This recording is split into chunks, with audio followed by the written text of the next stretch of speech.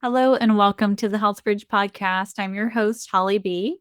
Today we are speaking with Dr. Nathalie Beauchamp. She is a biohacking expert, an author, and a speaker dedicated to helping high achieving women in their 40s and beyond reclaim their energy, balance their hormones, and optimize their health naturally. With a background in chiropractic and certification from the Institute of Functional Medicine, Nathalie has spent nearly 3 decades empowering others through wellness strategies that fit real life. Her 90-day Reboot and Optimize program helps professional women cut through health confusion and take practical, science-backed steps towards lasting vitality. A former natural bodybuilder and longtime wellness advocate, Nathalie shares her insights through keynotes, media appearances, and best-selling books like Hack Your Health Habits and Smart Cuts, Biohack Your Health Span. This conversation is for you if you are a woman who is just overwhelmed by all of the things happening in life. You've got a job, you've got a family, and you feel like every day you're just scrambling to keep up and you don't know how you're going to add in any new self-care habits. This is also for the woman who is struggling with autoimmune conditions and you only have so much capacity every day to add in any new things, right? So we're going to discuss all of that. We're talking about the overwhelm and how to manage that by doing small strategic habit stacking and just telling you where to focus your energy and telling you that it's okay to find flow. My favorite quote from this conversation is that not every day has to be a perfect day. So I want you to keep that mindset as you go into this episode. But we're going to get really clear on what things are very important for you to focus on and how to, again, just strategically go through and slowly but surely add these things into your healthcare routine in a way that is sustainable, both for your time and your energy and your capacity, but also to create sustainability in your life over the years, right? For your body to set up that foundational health and health is wealth. So let's dive in now to this conversation. Dr. Nathalie, I'm so happy to have you here today. We're going to have a really fun discussion. Thanks for joining me all the way from Canada. Happy to be here, Ollie. Now, you specialize in biohacking. You're a doctor of chiropractic by practice, but you've kind of expanded your awareness to all types of functional medicine. And I'd really love to get into this whole biohacking conversation because that's definitely a trendy term these days, but I think that people hear it without necessarily knowing what it means. So I'd love to hear what your definition of biohacking is. Yes, and thank you for the introduction. I never like to call myself an expert because I feel like we're all learning, and I still love learning, and I'm constantly testing things. So biohacking for me is, and my definition is going to be very different than David Asprey, who coined the definition or the terminology. But to me, it's how can we be efficient with our health habits? That it is, if it's not necessary to go to the gym for an hour and a half, 5 days a week, that you can get the health benefit doing something else. Well, that's biohacking to me. Even a couple of days ago, I was interviewed on another podcast, and the person who was asking me about it realized she was already biohacking, wearing an Oura ring. She was biohacking, with certain habits that she had. So to me, biohacking is to be as efficient as possible, probably stacking different things at the same time so you can mix and match different things and get the best results for the time and sometimes the money that you're investing. So my latest book, Smart Cut, Biohacking Your Health Span, is all about that, like small or short protocol that people can integrate. And we have some for more advanced, let's say as an example, cold plunging, which is, again, also very trendy, but maybe for you, it just means you're starting with turning on the cold shower for 20 seconds, maybe you're at a condition potentially with chronic inflammation or autoimmune issues, that plunging in a cold lake is not the right thing for you to do. So it's just, I always talk about the fact that health is not a one size fits all. And that's always my approach. And even myself, what I did in my 20s and my 30s and 40s and now in my 50s is different. My body is different. I'm eating differently. I'm exercising differently and so forth. So, like I said, biohacking to me is just trying to be as efficient as we can because we're short on time. There's so much that we want to do. So we want to be as effective and efficient as possible. I like that definition because to me, the term biohacking sounds very like scientific, sciencey, like specialized supplements or specialized equipment, things like that. And it's like, no, it doesn't actually have to be like that. It's also about getting back to the nature of how we were designed to live.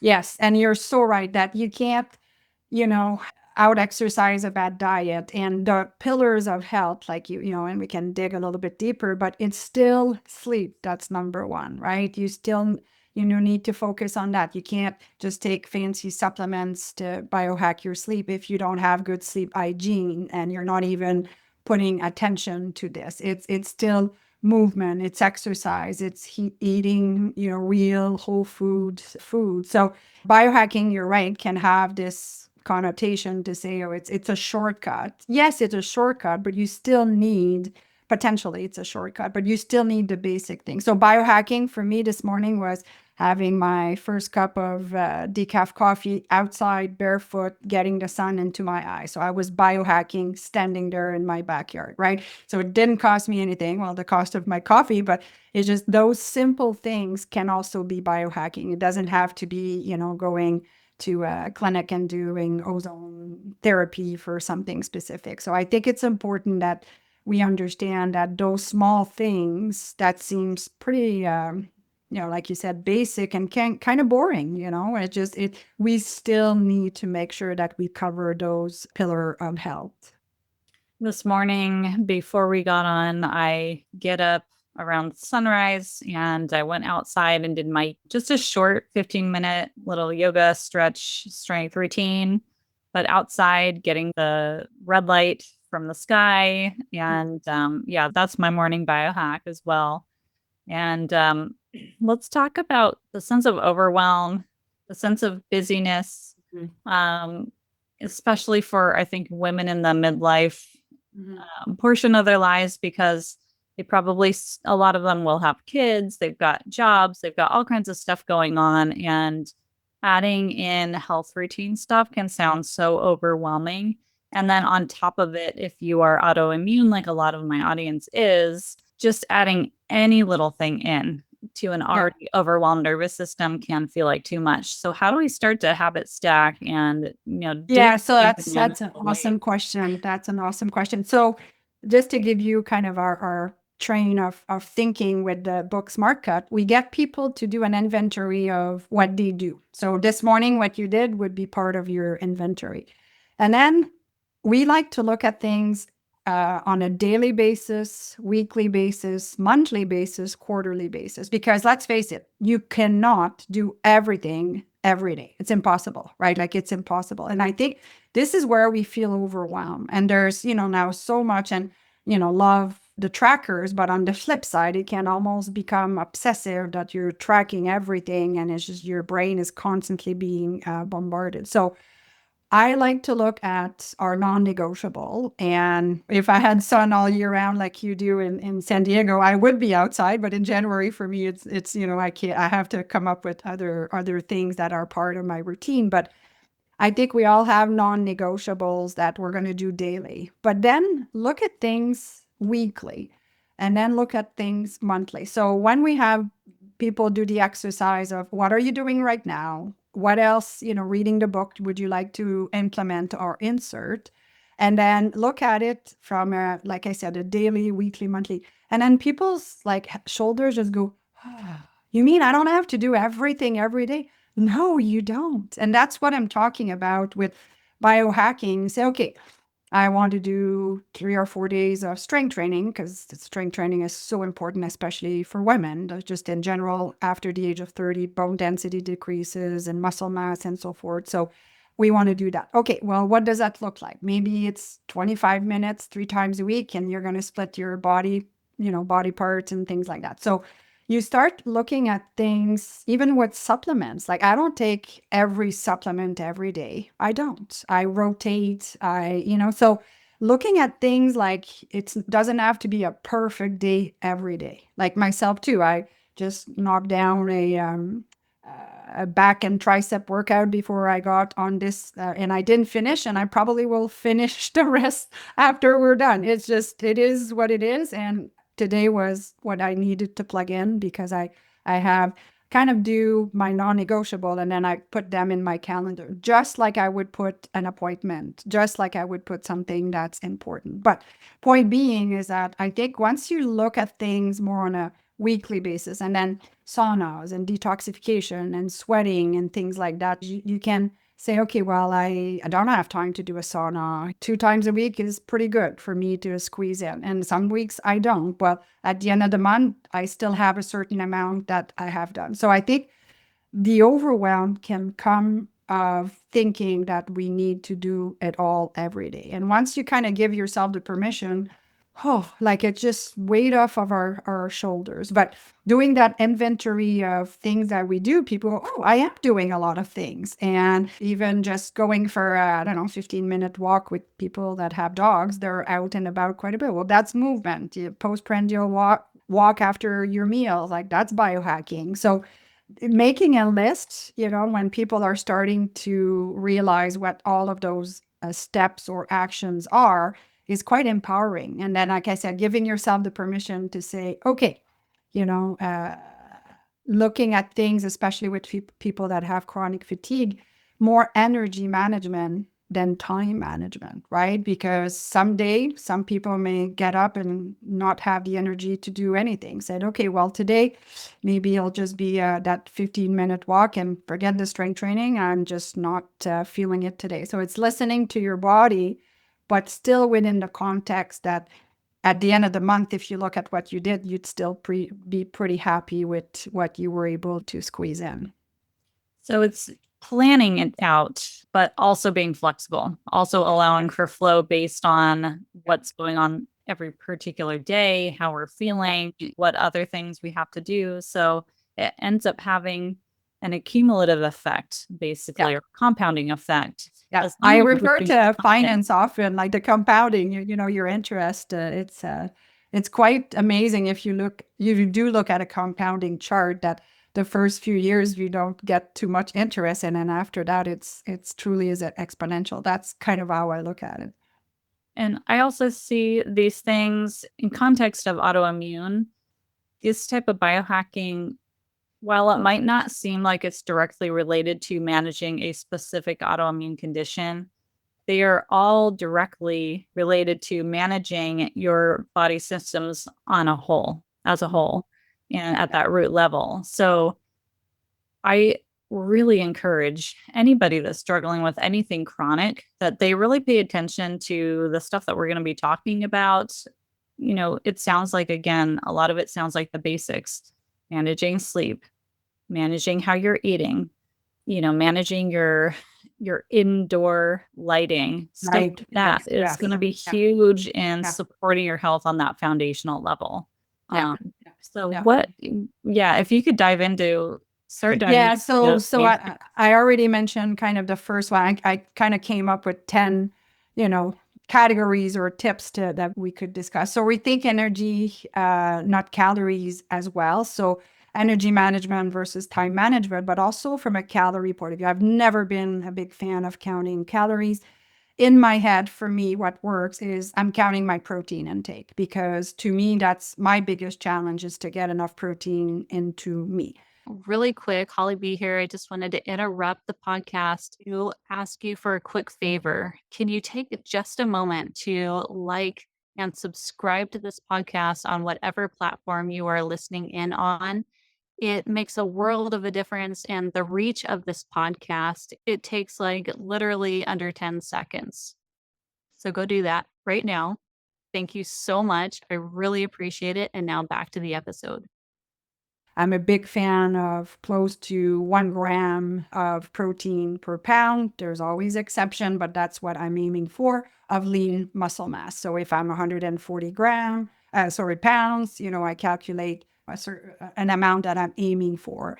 And it is a struggle for me to do that. So I focus on that because I know that is for me the biggest impact on how I feel and my sleep and my energy level and so forth, and also keeping that muscle mass. And it also helps stabilize blood sugar because a lot of it, and that's kind of the next topic with inflammation. So what is inflammation? Inflammation at a cellular level is diabetes, it's heart disease, it's autoimmune disease, and so forth. So the name of the game now is truly to keep inflammation at bay for us to avoid those chronic diseases, which I think account for 95% of what's going on right now. I know autoimmune diseases are way more complicated than that. I'm simplifying it, but still, the goal is, like you said, is looking at the body as a whole with every habit that you have that will be cumulative to decrease your inflammation. As a chiropractor, I see inflammation all the time. And that's my conversation with people all the time. Like, stay away from the junk food, the box food. Are you taking omega-3 and fish oil to rebalance your ratio of omega-6 to 3? Have you gotten tested? So to me, it is all about decreasing inflammation. And like you mentioned, the light, it's huge. People are, indoors with blue light all the time, which you do need at a certain time, but tapering off and using red light in the evening to tell your body, your circadian cycle, that you need to wind down and get good sleep. So I see all those things for me to manage inflammation. And even with, going back to the protein and the good fat, to stabilize your blood sugar, right? Because if your blood sugar is up and down like a yo-yo because you're only or mainly eating carbs, well, then you're not helping yourself. Your cortisol has to peak at 2 o'clock in the morning, and it may wake you up because your blood sugar is low, and now you're 2 o'clock in the morning and you're ready to go paint the walls, right? Like, because you have this surge of energy. So to me, they're all connected, and that's why looking at our day, and I love to do that exercise. And even to this day, I do it still.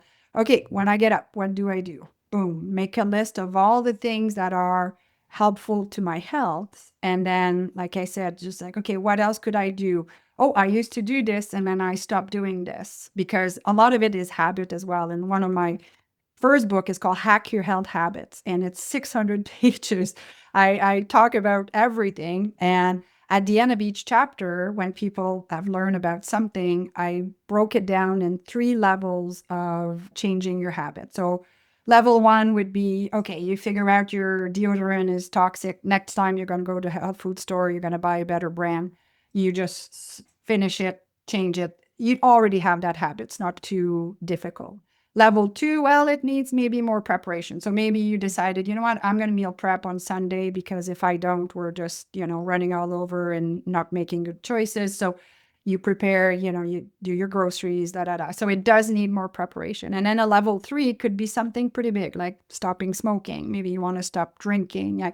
So those are more complex. And I'm by no means a psychologist, but I've been doing this for 30 years. So like I said, I have a good pulse on the psychology behind all of this. So we can't treat a habit of changing a deodorant like we would treat a habit of stopping to smoke, or even losing 50 pounds or something like that. So again, I think looking at it that way to not overwhelm ourselves and say, okay, I want to change everything. It's not going to go, right? We're kind of setting ourselves for failure. So I always say, if you change one habit a month, quite doable, right? Like, it's not huge. At the end of the year, you will have changed 12 things. Well, that accumulates, that compounding effect is truly there. And sometimes when people ask me, Natalie, how do you fit it all in? I don't fit it all in. I just do my best. And I just, like I said, what are my non-negotiable? And sometimes I have to reset myself to say, oh, what happened to this? I used to do this and I don't. So creating that awareness, but not picking 7 habits to change because it's too overwhelming. So I think focusing on little bits at a time, I think will give you like such a better return on your investment, your time and motivation investment, and you're going to see success because that's huge too. Yes, especially women, I think we're great at tapping our head with the baseball bat, kind of, being hard on ourselves, right? So you don't want to do that either. So I always say, there's some days I look, I'm like, oh, dang, I barely ate today, or whatever, right? I'm not proud of myself, but I'm not going to beat myself up. So tomorrow is another day, and here's what I want to do. And I'm going to plan more in my head what I want to do to not fall in the same pattern. And sometimes it's completely out of our control. Like stuff does happen. So it's what stops or safety net do you have in your life to say, okay, so at the clinic, for instance, I always have greens and protein shake. And if something happens and, I get there and I didn't have time to eat properly, text my staff through our system, ladies, I need my protein shake and my greens. And I'll have that as my afternoon rolls around. So it's just to have things in place that you can, okay, if that day doesn't go perfect, what else do I have as a backup? So it's just to look at things also not in a too complicated manner. I think, especially with social media, if you go on TikTok or Instagram, my God, you should be doing 700 things, and if you're not, is that fear of missing out. So sometimes less is more. And having those more important key points, especially with people with with autoimmune issues, as I said, you have to look at all these things kind of adding up to decrease your level of inflammation at a cellular level so your cells can communicate better and perform better, getting the nutrition in and the hormone activation and detoxifying as well, which are, the basic roles of the cell and energy production, obviously. And just to reiterate basically everything you just said, as far as the overwhelm factor, I myself have struggled with this idea of perfectionism, and I know this is rampant within the autoimmune community, and especially women in that space of we have to do everything right the first time. We have to do it perfect. Because if we don't do it perfect, underneath all that, it's like, well, what does that say about me as a person? That's of course a whole nother conversation. But my point being is we have to learn to put perfection aside because that is setting yourself up for failure from the get-go. So we Mm. can't read one of your books, for example, and be like, okay, I'm all in. I'm starting all of these things this week. And you're setting yourself up for failure. So, like you said, pick one thing at a time, get Yeah. that in your routine, and then figure out how to habit stack and put the next thing in and then the next thing. But if we try to do it all at once, Yeah. you're going to burn yourself out before you even feel the effects of any of it. Yeah. And you're also very right with, the pressure that we put on ourselves. And, it's one thing that I always remember I've done coaching all through my life, from a business point of view or personal development. And one of my first coach, like, I don't know, 25 years ago, she used to say, be gentle on yourself. And I remember at that time, might have been in my late 20s or late 30s. I was just full on, career wise and so forth. I'm like, what is she talking about? Like, I remember it not resonating with me. And now that I'm getting older, I'm like, oh, okay, now I understand what she's talking about. So, me being older than you, a bit of wisdom there that, if you can understand that sooner in your life, and also knowing because of the condition that you have, be gentle on yourself. So, like I said, if one day you wake up and you're just not feeling it, like we're so used to push that philosophy or that way of thinking becomes counterproductive. And I think a lot of it is society, right? I always say, why do we just put people, oh, good, you ran 7 marathons and you lost 300 pounds, and it's all of those extremes that look good on a video on TikTok and Instagram, and good for those people. I'm not saying that it's not a great accomplishment, but what about the person that's been living with a chronic disease, that is managing it pretty darn good and is putting in the effort and so forth? Where are we talking about the success? So I think that's what's hard too, right? Because we, in our society, that it is in health or in finance or whatever, like, we've put our attention to all of those extremes, that it is good extreme or bad extreme. So I think it's time to change that narrative, and kind of the slow and steady wins the race here. That you know what you're doing for your health may not seem all the time that you're doing everything, but it accumulates, as we discussed. But it's also to be gentle on yourself and not judge yourself compared to others, because at the end of the day, those things are also not realistic. I mean, you can put on social media what you want, but I think the conversation and the narrative has to change, and it's us that need to change that conversation. And on the flip side, I just had a walk with a young adult. She's early in her 30s, and we have 25 years difference. And I'm liking the fact that generation is setting boundaries more and so forth, because I'm in the generation that you just kept working, that kind of stuff. So I'm happy to see this, and I'm happy to see the conversation. Now, on the flip side, you can't just not work and not be a productive member of society. This is not what we're talking about, but it's changing that conversation, that it is okay to take, a time for you to do this, that, and the other thing, or saying no to something or an activity or something because you're just not feeling to do it. I'm so glad that you brought all of that up. That is part of the point of having this podcast, is to have voice to those little wins of Mhm. saying no, of putting up boundaries, of recognizing that you were able to do a little bit more today than you did yesterday when you have a chronic illness. Some days we can feel useless, and we have to just let ourselves rest, and that is a win, letting yourself rest. Yeah. So I'm really glad that you brought that up. I'd love to jump into more of the biohacking basics Yeah. that you think about. Yeah. So I guess I'll just, the 5 section of our book is sleep, rest, and recovery. We have hydration, fuel, and fundamentals. Then we have movement, exercise, and detoxification.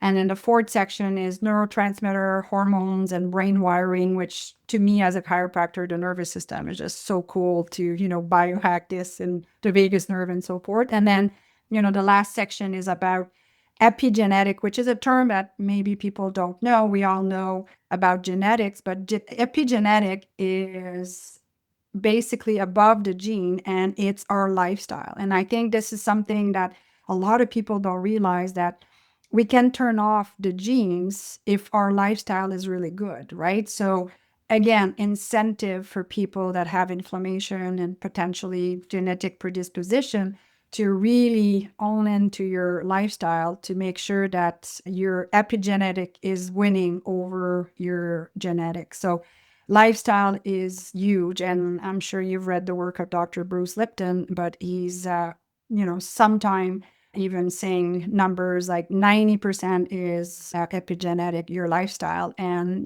maybe 5 to 10% is genetic. So to me, it's very empowering. It's very empowering because that means, like, you know what? There's a lot that I can do. And even the mindset of it all, right? It's just, it's the social aspect. It's surrounding yourself with people that bring you up and not bring you down. And that goes to that saying no kind of part, right? So that aspect is important as well. So digging into the sleep and recovery, huge. And that means getting the light out in the morning. That is like really making your sleep your full-time job, right? Like, just what is it that you need? So you need to wind down at whatever time. You need to watch what you're eating. What supplements are you taking? No electronics in the bedroom whatsoever. Have you had your room tested for EMF potentially, right? Because you might be beside something that's really affecting you, especially with people with chronic fatigue and fibromyalgia, that sensitivity to EMF and so forth. So it's really making your bedroom your little retreat that you go and you really focus on that.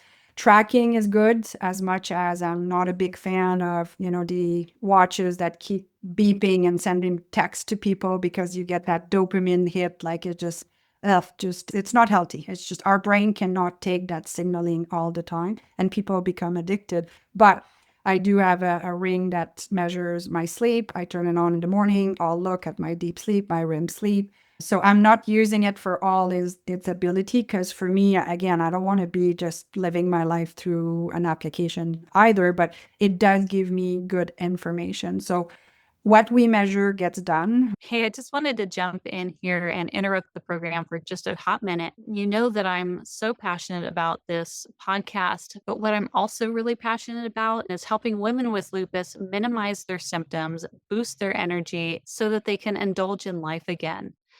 So if you are a woman who is struggling with lupus, who is sick and tired of being sick and tired, who's struggling to manage your flares, if you're finding that your lupus symptoms are just really getting in the way of you being able to live your life the way you want to, I feel you. I've been there myself and I felt the same way.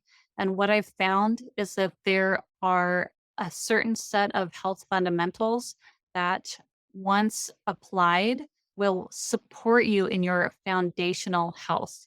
They will support you in building and maintaining that energy, minimizing flares, and allowing you to, again, indulge in life and follow your passions. So, if that is something that you are interested in creating for yourself, let's jump on a call together. I will walk you through the process that I use with my clients to get them from sick and tired to strong foundation of health by implementing my Health Bridge protocol. If this is something you're interested in chatting more about, I would love to talk to you. Apply for a free clarity call with me, and I look forward to getting to know you soon. And now back to the episode. We say that as, in the business world, and kind of the same thing for our health, but we can't become obsessive with it necessarily. So sleep, rest and recovery, huge. And then, there's the red light, infrared. There's the incorporating some, potentially like the cold showers I was telling you about. And from an autonomic nervous system, with the vagus nerve, which is, well, there's two of them, but one of the longest nerve in the body, that's cranial nerve 10, and it goes all the way down to our gut. And I always say to people, when you say, "Oh, I knew it in my gut that this decision wasn't good," well, it's the vagus nerve being activated. And the vagus nerve is that parasympathetic rest and digest nerve, because unfortunately, a lot of time in our days, we're in that fight or flight mode. And it may not be, being chased by a bear kind of fight or flight, but it's a deadline. It's an argument with someone, or, so they all add up. To me, that rest and recovery is really paying attention to balancing our nervous system, that it is through breath work, to, you could sing, gargle, all of those, gargle with water, just to activate that vagus nerve. So to me, like the sleep, the recovery, the nervous system, and obviously as a chiropractor, and chiropractic adjustment does just that: rebalance the nervous system, remove the interference so that brain body communication can happen. So I feel very fortunate that I still putting my hands on patient and helping them with that. And oftentimes, like, I know you're quite well versed with chiropractic. People will get up after their adjustment and go, just like All day long at work. yeah, you see it all day long, right? Like, Yep. so, and that's such a big thing that people don't realize, that chiropractic is not just about back pain, neck pain, and so forth, right? Especially for people like you that have lupus, it can affect your spine and so forth. So there's just so many benefits of chiropractic care for rebalancing the nervous system. So that's sleep and recovery, and to me encompasses all of this. And then kind of moving on to hydration, fuel, and foundational, there's no one size fits all. When people say, "Natalie, what do you think of carnivore or paleo?" Like, whatever works for you. Now, we do know from a functional medicine point of view that some food are more inflammatory than others, but again, maybe you're okay with the oxalate, maybe you're not. Like, you got to figure out what works for you. I know, like I said, I don't eat the same way that I used to eat 20 years ago. So I think it's such a personal thing, and it's a personal journey to say, you know what? I'm going to try paleo for a month and let's take notes and see how I feel and so forth. Maybe that's the right thing for you, but maybe it's more of a Mediterranean diet. But at the end of the day, eating whole food and supplements are that. They're supplements. I do take them, but they're supplements. We really should focus on, like I said, the sleep, getting good food into us, a variety of food. So we know we're getting the color of the rainbow. And I know sometimes it's not easy, but okay. So I know that it's hard for me to get my veggies. Well, let's go with green supplementation, and same thing with the mixed berries or something like that that I can put in my smoothies. Like, you got to think to say, okay, I need to eat the color of the rainbow. I need enough protein, and I need some good fats. And I find that just thinking of it that way, you're going to be covering a lot of ground, right? And you have to figure out what works for you. So in terms of supplements that I like, the omega-3 I mentioned, I mean, most people, when you get some tests are available now to test your ratio, and it's just like North American diets are just so high in omega-6, and we're not getting enough fish oil. Plus, I'm scared of the source. I'm scared of, is there lead and mercury in there and so forth. So really making sure that you're supplementing with a good brand. Magnesium, it's my go-to before I go to bed, there's no doubt. Big fan of probiotics as well. I do take creatine in my morning coffee, great for cognition as well. I do take collagen, again, in my morning coffee. That's the stacking part. That's the biohacking part, right? So my morning coffee is even a decaffeinated coffee because I'm trying to delay my caffeine intake. And I only have one coffee because I used to be able to drink a whole Pyrex of coffee when I was in university and go to bed, but not anymore, right? I've learned that my body doesn't metabolize caffeine because of my SNPs or different genetic variation kind of thing. So you can get really deep into all of this, but at the end of the day, like I said, it is the basic that it might sound trendy and exciting, but with what the stuff that we see online, but having those major anchors in your life is truly important. Can you touch on hydration a little bit too? I'm curious your take on types That's of it. That's water, what we need, how much we need. Yeah. Again, I'm not a big fan, and we do have kind of formulas into our book, but I'm not rigid with this because it depends. Like, did I work out and sweated? Did I go and do a sauna? Like, I know personally that I drink a lot. That's my mom used to say back in the day that half of her groceries was liquids, right? We didn't know any better back then, but I'm sure I was drinking some not so good juice, but I know that I need more water, and I have patients that they tell me that they have to force it in. I'm like, you know what?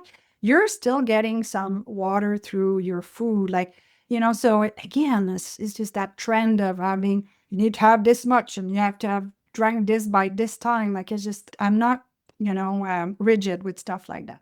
One thing that I personally have done for probably the past 5 or 6 years is use electrolytes, magnesium, potassium, and sodium. Like, I'll probably have a sachet every day, and, not all at once, but just put it in my workout water and so forth. And I find that because people are trying to eat cleaner, we're not getting enough salt in our diet. So, and the neurons need to fire properly, and the sodium, potassium pumps for our cells and so forth. So that's something that I've integrated in my own routine, and the research is really showing some good science behind it.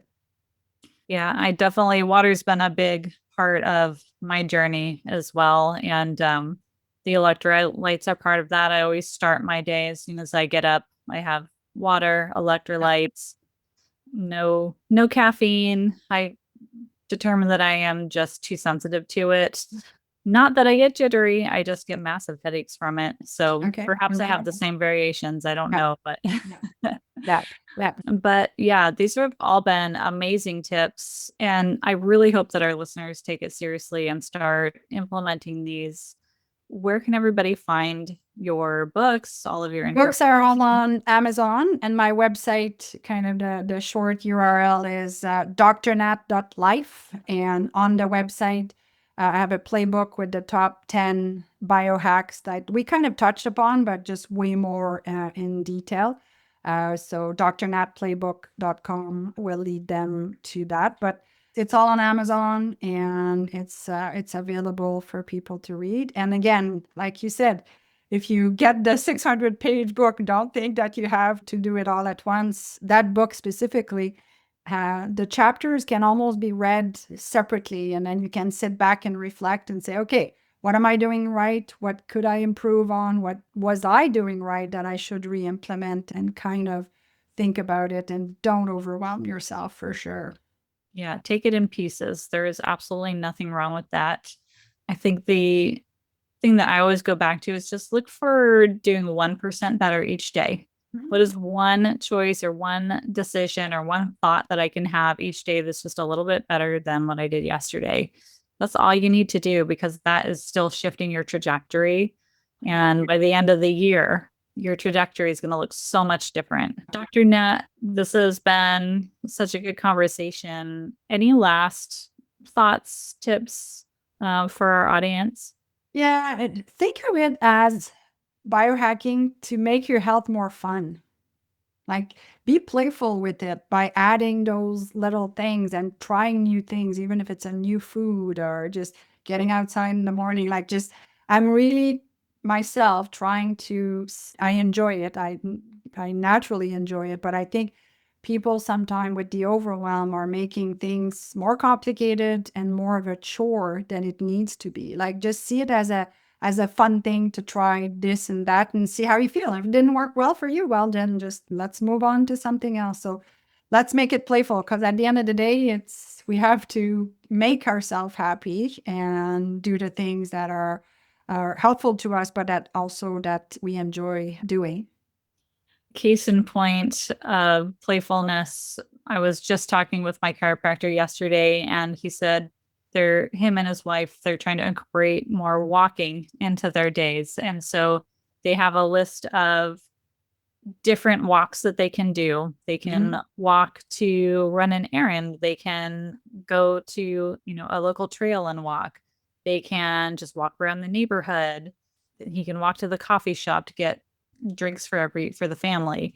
And I Yeah. just thought that was really cool. So when they do one of those walks, they check it off the list and then they pick another one next day. And I just thought that's such a fun way of And doing it with your partner, right? You can catch up on the day, and, it just, that's a great idea. exactly, exactly. Thank you so much. This has been so great. I really appreciate you coming on and sharing with us. Happy to have spent some time with your listeners.